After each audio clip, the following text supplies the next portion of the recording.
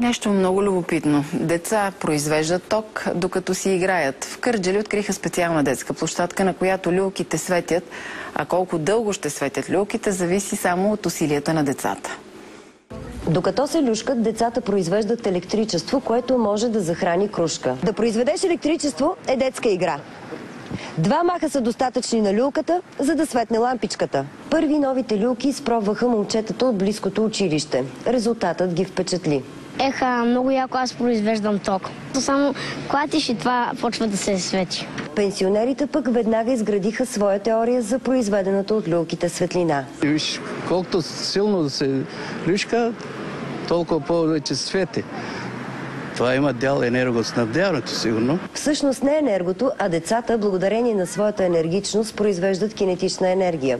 И люлките светват, без за това да е необходим предупредителен знак за високо напрежение. По тях не тече ток, те просто улавят кинетичната енергия, когато се задвижват от децата, така че децата сами, образно казано, карат люлките да светват, така че те светват посредством светодиоди, абсолютно безопасни са. Колко дълго люлките ще светят, зависи единствено от усилията на децата.